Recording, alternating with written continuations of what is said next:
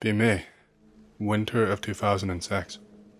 Offered to house sit for a cousin who lives in Texas while he goes to a friend's wedding. Don't really know his friend too well, so no problem with not going. Girlfriend tags along. Drive is about 9 hours away from where I was living at the time. House is a pretty cozy one-story and is pretty far back into the woods. There's a natural driveway that goes on. The kind that you'd easily hear someone if they were coming in. The first day or two we settled in, and nothing of interest really happens. Kinda quiet. For a day, my girlfriend tells me she was out in the woods surrounding the house, and she got this odd feeling of being watched. I assume it's just her being her. But no, I go out there with her. That feeling is fucking creepy. Third night is when I start hearing something. Had windows cracked open, still with screens down, but I was very clearly able to hear if something was going on outside. I start to think it's some small animal or a deer making its way through the yard. Roll over and just try to go back to sleep.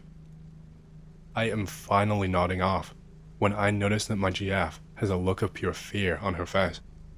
Anon, there was just this big fucking thing that walked by the window, she whispers as quietly as she can. Turn around to see if it's still there. I see nothing, but I can hear that something is walking around out there. Seems to be walking back into the woods, and it is just thrashing everything in its way. Neither of us sleep that night. I keep the TV on to calm her down, and hell, even to calm me down. Next day, go out to the woods. There's been branches snapped. More importantly, it looks like something just walked right through some brush, annihilated it. Damn an inner Ron Simmons. Keep exploring woods a little further, and I notice that there are some tracks. These are dog-like tracks. What the fuck? These were some big-ass dog-like prints. To give you an idea, my hand was able to fit right into the center/palm of the foot. Begin looking where I came and start making my way back. Have no clue what the fuck this is. Make it back to cousin's house. GF in kitchen. Anon, you're insanely pale. What the fuck happened? I tell her what I saw. Oh yeah, there is something out there. Call cousin right after. Anon, what's this about? I ask cousin Jerry. Not his real name, but going with that for the story. If there are any wild dogs in the area, unnaturally large ones. Pause. Look, Anon, this is not the time to be talking about this, but I will explain it to you when I have time. Jerry hangs up. Well, fuck you too, Jerry. Jerry calls me back later that day. Tells me he has some searchlight-like things he uses.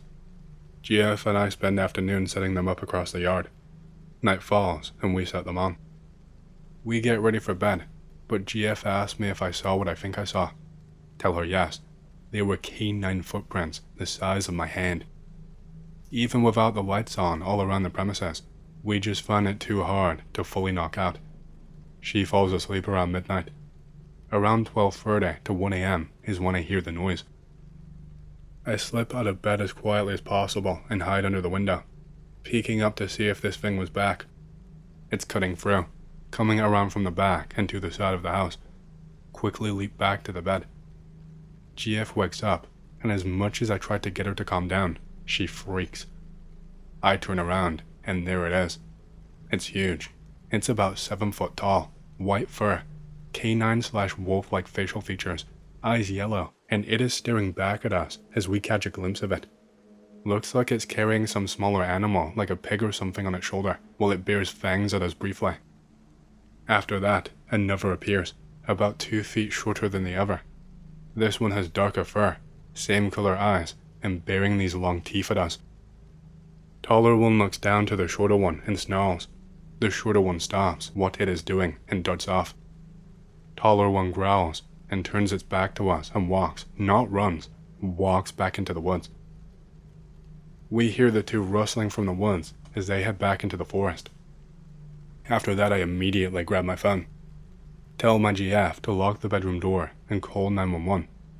I think to myself, the fuck am I gonna tell them? I saw 2 wolfmen? Like the cops, tell them we thought there were 2 suspicious people who were on the property. Half an hour passes and it is quiet. Then hear car pulling into the driveway. Lights flashing. Oh, thank God.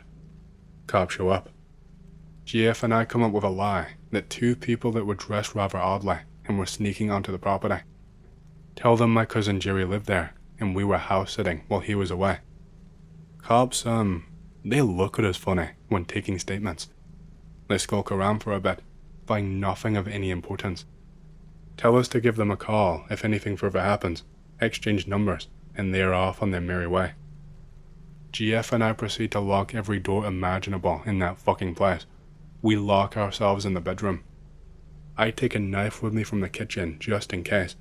I have no idea where a gun could be and would have to ask Jerry, and I don't know if he'd be available to answer. Spend the rest of the night awake, TV on, but we do not at all go back to sleep. We both finally pass out at around sunrise.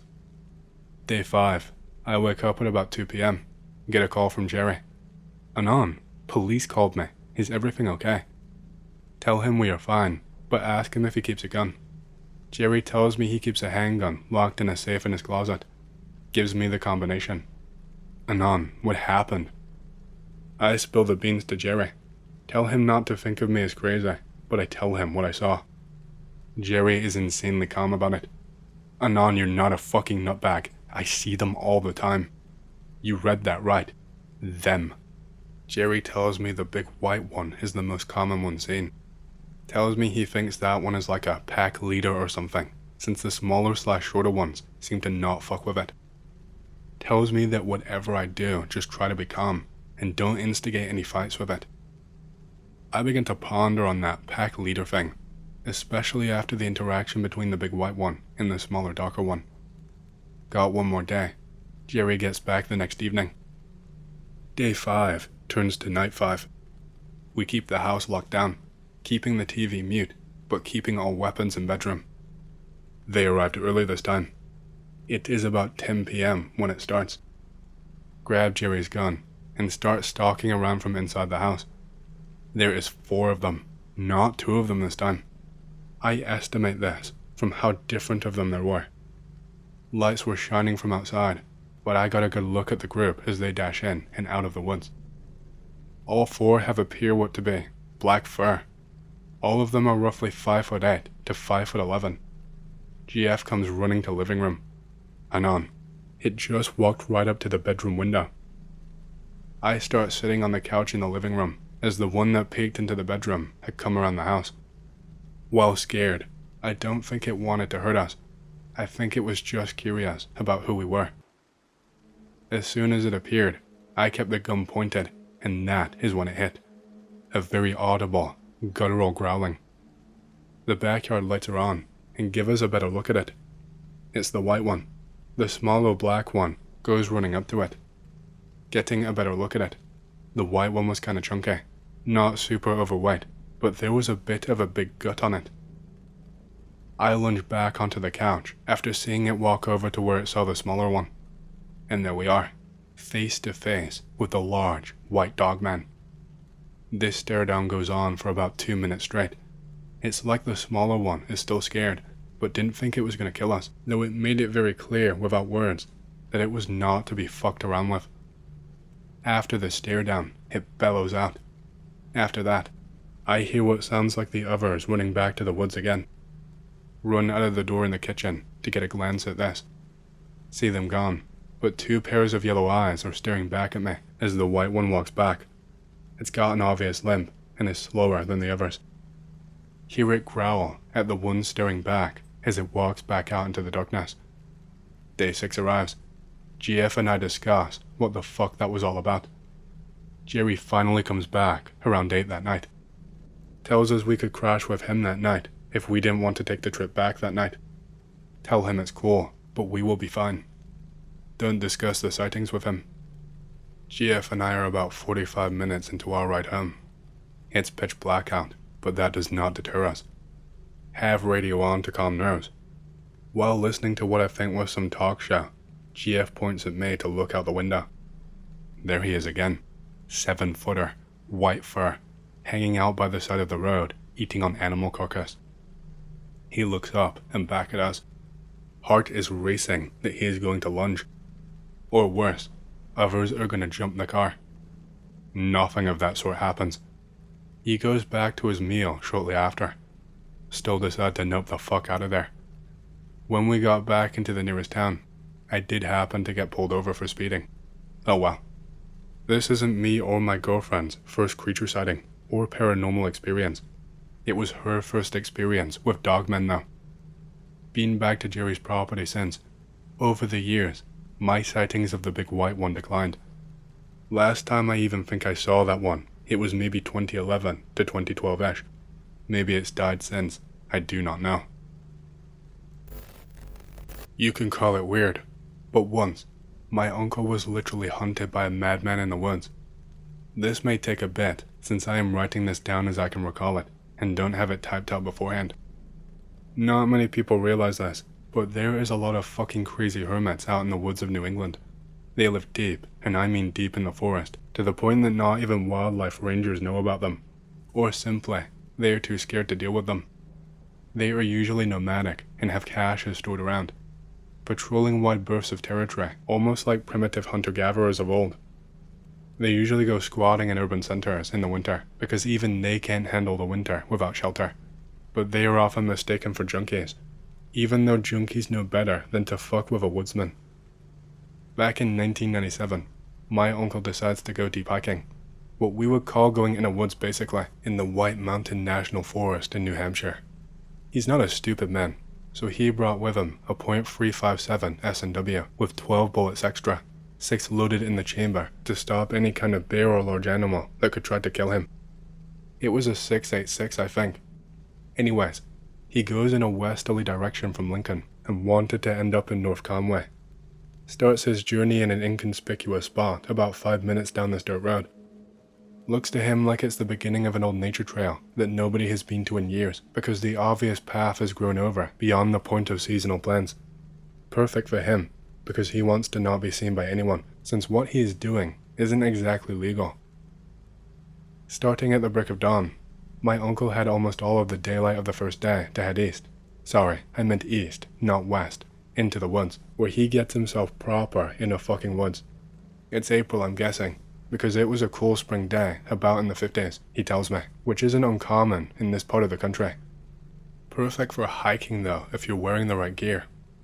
About midday, he stops for lunch by a small stream, and everything for the rest of day 1 went fairly normal. Night 1 was a bit chilly, but my uncle was a hard ass who served in Vietnam. Different climate, but he had the whole embrace the suck mentality. I should also mention that my uncle was a firefighter too, so his skills and lifestyle physique played over well in bringing down some dead trees for a decent fire.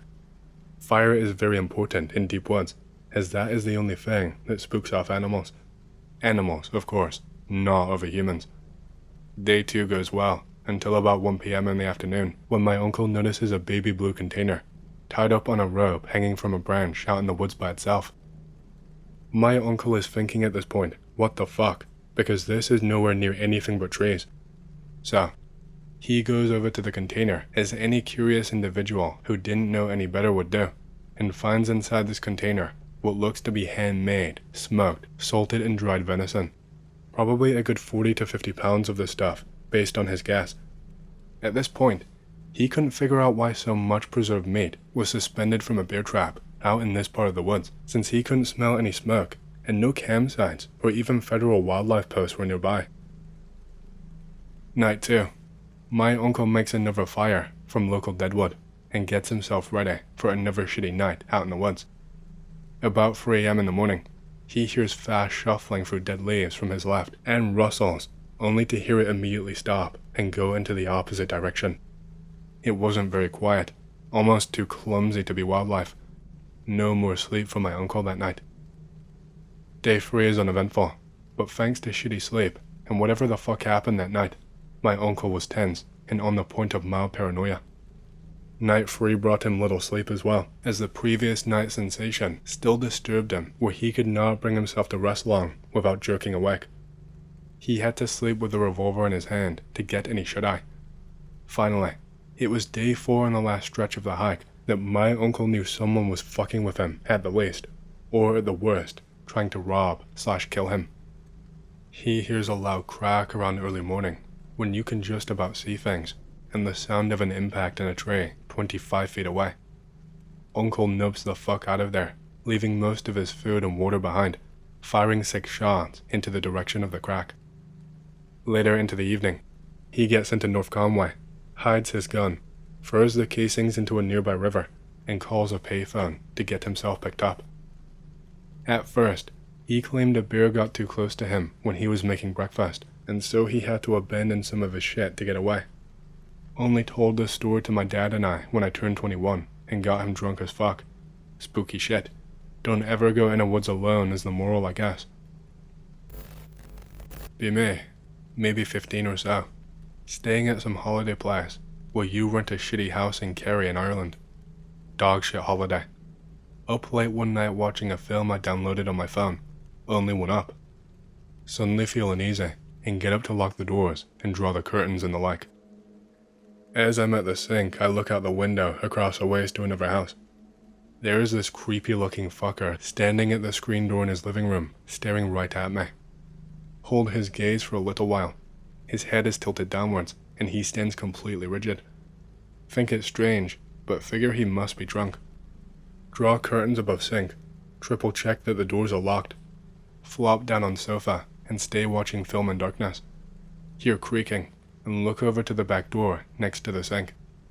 Somebody is trying the door handle. Become frozen with fear. After a bit, they move to window by the sink, and I can see their silhouette trying to peer through the curtains, and they fuck with the window. They move on to the screen door, and I once again see their silhouette fucking with the door. After a few minutes, they fuck off, and I run upstairs. Dad is in my bed for some reason, so I sleep on the landing of the stairs because I am way too scared to go back downstairs. Not that remarkable of a story, but unlike most of the shit in this thread, this actually happened. About 6 months ago, buddy his farm in bumfuck nowhere GA around the SC border. Invites me and a few buddies to camp and 4-wheel and general redneck shit.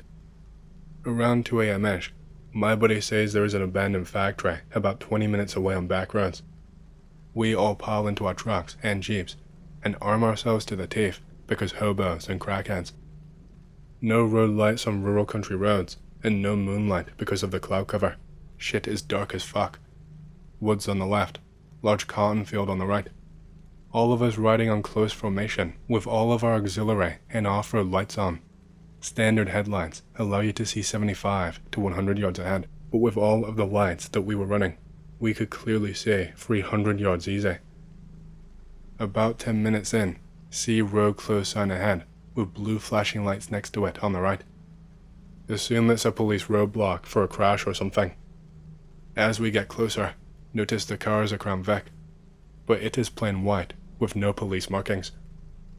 Don't see any cop, so assume he's in the car or responding to an accident. Get to sign and stop. All jeeps and trucks behind me stop.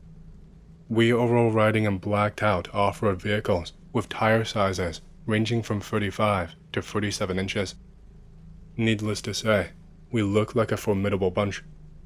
See no police officer near the car. Assume it's an undercover and that he is responding to whatever crash or whatever is ahead. Keep scanning ahead and to the right near the cop car. Suddenly, a knock on driver's side window. Have mini heart attack and look on the left. See what I initially thought was a cop, but quickly realize is a half-assed impersonation of one. Buddy truck behind me noticed too, because he got out of his truck with a sidearm drawn. Fake cop bolts into woods behind him. I flatten the road closed sign and everyone behind me follows. On our way back, we got stopped by a real roadblock, which we were very suspicious of. Turns out, they were looking for a white Crown Vic used in a fake roadblock to rob some poor old lady at gunpoint.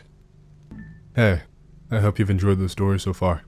If you do and you want to hear more, please leave a like and subscribe to my channel and leave a comment down below, as it lets the algorithm know that you like my content and it promotes it to more people. My goal for the channel is to hit 50,000 subscribers, and we're closing in fast, so thank you, and back to the stories. Story from a friend. details removed to protect the innocent. Be really far up north in Alaska, in the middle of fucking nowhere, about 10 years ago. Parked truck near an old abandoned, beat-up plywood shack. There is only some trash in there, like beer bottles and shit. Have a 12 gauge pump shotgun with some deer slugs for hunting caribou and shit. Already killed one deer and have it in the back of the truck. There is still light outside. Decide to explore to see if there is any more game out here before it gets light. Just start walking into an area that was never visited before. Find a lot of trees in this one flat area that look like they were split open vertically and a little bit burnt/charred around where they were split. Most of the trees are normal, but some of them kind of look like they were hit by lightning or something. Walk through this odd forest until there is a small hill. Climb up the hill. Find a piece of copper wiring sticking out of the snow, about halfway up there. Pull it out. It's about 6 feet long, braided, a bit fatter than the kind of cable you use for hooking up car batteries, with red-colored insulation on it. The ends are a bit tarnished with some green copper rust, and they are not cut clean. The ends look like it was ripped or shredded, like someone just yanked extremely hard on it, until it broke or something. There is like nothing out here, so it's weird that anyone would have a big-ass piece of electrical cable like this. Get up to the very top of the hill. There is a fairly steep slope going down on the other side, about 40 feet down or so. Can see lots of shit for a few miles. Decide to sit down and look through pocket monocular. There is not that many trees, but there is a small stream up ahead that's frozen over. No animals though. There are some dark blue barrels off in the distance, maybe 15 walking minutes ahead. While looking at the barrels, notice some movement to the left. It looks like there's some guy standing there, wearing dark clothing, facing away. Can't see his face. He's not walking anywhere or doing anything. He's just kind of idly standing there. He turns to the side, and I can see that he's got a big backpack and some kind of rifle with him. I start to wonder just what the fuck he's doing out here, just standing there, because the nearest actual house is like 5 miles away. He turns toward me, and then after about 10 seconds, he grabs his gun off his shoulder and starts running towards me with his gun pointed at me. Nope. Grab my shit and start running back towards where I parked my truck. Nope the fuck down the side of the hill. Keep running through the forest, starting to get tired now, trying not to get lost. After about 5 minutes of running, I look back to see if I am being followed. See some white lights near a ridge further back east. Keep running and eventually realize that there is a bunch of vehicles way out there driving towards me. Finally get to the shack where the truck is parked. Throw my shit in the passenger seat and start the fucking engine. Nope the fuck out of there, back onto the trail. After about 5 minutes of driving, there is a helicopter off in the distance. Helicopter slowly follows for about 30 minutes. It turns back once I get to the highway. And that's his story. Our general opinion is that it was near some military base or something, but it wasn't marked on any map or anything. I've got a yarn from old Kentucky. My dad's side of the family hails from there. Before that, they were Scottish peasants, most likely, and they brought over a bunch of weird superstitions that got mixed up with a little German and Irish and Native American lore. This story is different though. It's about a place near my family's home in the mountains. A place my gramps and pops just call the Holler. Dad grew up hearing all sorts of stories about the Holler. Most of them came from my gramps, but Grandma used to warn him about the place too. If you don't know, a holler is just kind of a dip in the mountains, a low valley basically. Gramps used to tell him about seeing fairies and other shit there. Even Grandma did not believe those stories, but she still insisted that the Holler was haunted ground and that Dad should keep away from it. Now, these are Appalachian people, dirt poor, and not all that educated.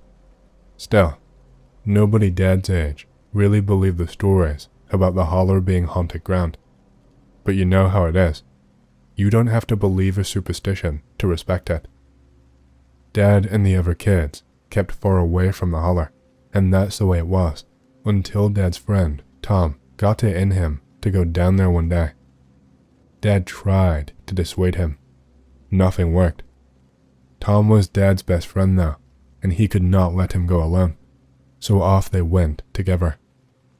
They spent an hour in the Holler, and nothing strange happened at all. So the two of them got into the habit of going there and digging around for arrowheads. One day, Tom noticed a small patch of earth under a tree that looked like it had been recently dug up. After digging around, Tom pulled out a bag. In the bag was a severed hand. Dad told me it seemed like maybe the severed hand had been treated with something and dried. He thinks this because the hand was very stiff and wrinkled like a dried piece of meat, and it didn't smell a bit or seem decomposed, even though it was clearly ancient. Anyway, both he and Tom thought this was a really cool find, but Dad could not help but bring up the idea about the Holler being haunted ground. He and Tom were worried that maybe they'd disturbed something by digging up the hand, so they quickly reburied it and left the place. After that, they did not go there as much. But one day, Dad saw Tom walking by the house, headed in the direction of the Holler. He called out to Tom, but Tom did not respond. Dad had chores, so he just shrugged it off and went back to work. Well, you might be able to guess what happened next. Tom never came back. Dad did not even find out until Gramps approached him. "Have you been going down into the Holler with that boy Tom?" he asked. Dad was scared, but he did not want to lie. "Yes, sir." Grandpa looked incensed. It turns out Tom's parents had asked Gramps for his help. They were going down into the Holler to look for Tom. Dad had no idea how they knew to look down there. They found no sign of Tom except for his shoes and hat. It was found lying underneath the tree where they found the severed hand. Now, I called this a yarn, and I hope that's what it was. But the way Dad told it always left a little room for doubt in my mind. Be me, 25 years old, driving home to Grand Junction after a weekend in Las Vegas with two friends. We drive the first half of the journey in the late afternoon, stopping around 7 p.m. at McDonald's before heading out for the last 5 hours of the drive. The second half of the drive is east, along Route 70 in Utah.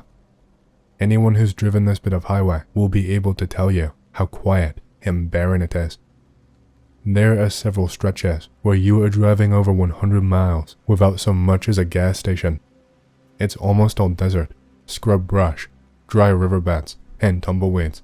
The occasional farmhouse or ranch buildings pop up now and again, but most of them are abandoned. About 2 hours in, we are all startled by a loud popping sound. I look around and see nothing immediately wrong, before noticing a small chip in the front window. Must have been a pebble shot up from the road, but there was no car in front.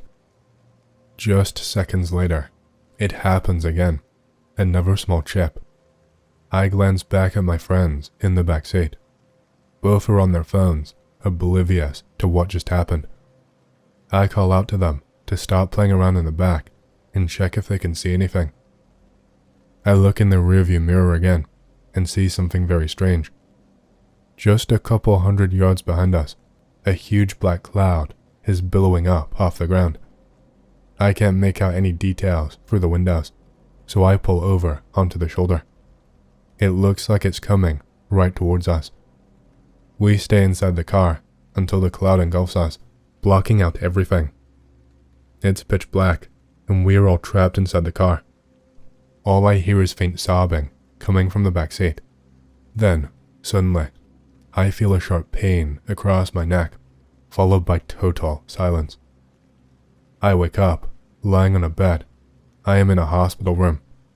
I am later informed that we were found 30 feet down a bank at the side of the road by another driver. He pulled us all out of the car and called 911. Apparently, my friends also woke up screaming, which is why he did not try to help. By the time the ambulance arrived, the others had calmed down enough to tell them about the darkness.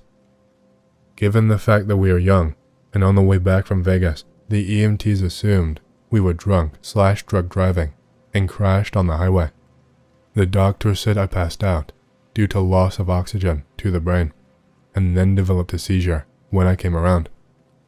I don't remember anything else after the silence. My parents did not say much. They kept asking me how much I drank, but I could not answer them. There was just this awful hollow feeling inside me, like I knew something terrible had happened and I could not shake the sense of dread. Me and my friends spoke about the drive a few days later.